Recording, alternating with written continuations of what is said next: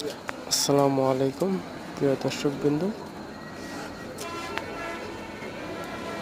কাঁচা ফুলের তোড়া তৈরি করতেছি, দেখেন কত সুন্দর।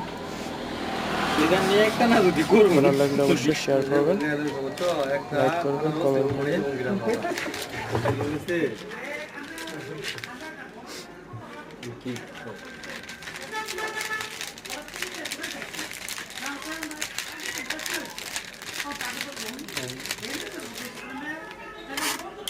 ভিতরে কি কাজ ধরার মতো মানে ভাব আছে,